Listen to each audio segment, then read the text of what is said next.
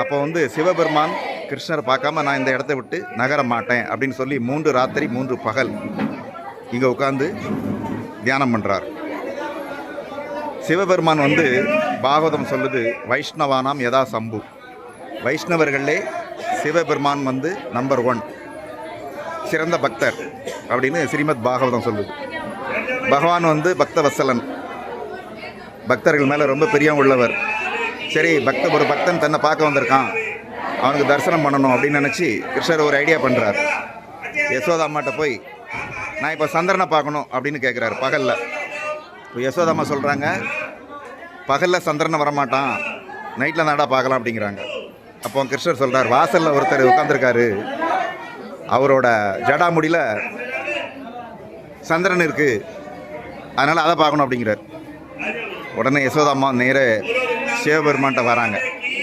இப்படி என் பையன் வந்து சந்திரனை பார்க்கணுங்கிறான், உங்களை நேருக்கு நேர் பார்த்தான்னா ஏதாவது கந்திர்ச்சி விழுந்துடும் உங்களால், அதனால் ஒரு தொட்டியில் நீர் வச்சு அந்த நீரில் வந்து பையனோட முகத்தை காமிக்கிறேன், நீங்கள் வந்து அவனை சேவிங்க, அப்போ வந்து உங்களுடைய சந்திரன் நல்லா தெரியும்.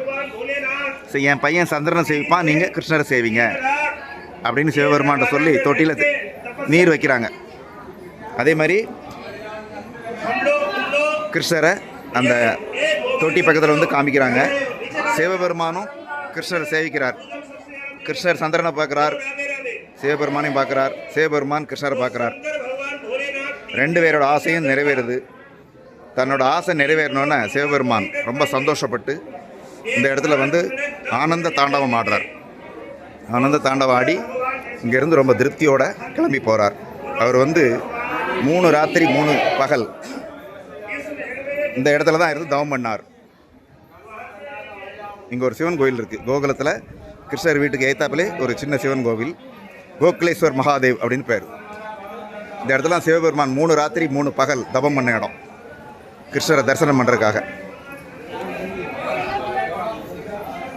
ரொம்ப புனிதமான இடம். யாரெல்லாம் இன்னும் கோகுலம் வந்து சேவிக்கலையோ அவங்களுக்கெல்லாம் கோகுலத்தை பார்க்குற பாக்கியம் கூடி சீக்கிரம் கிடைக்கட்டும், பகவான் கிருஷ்ணர்கிட்ட வேண்டிக்கலாம்.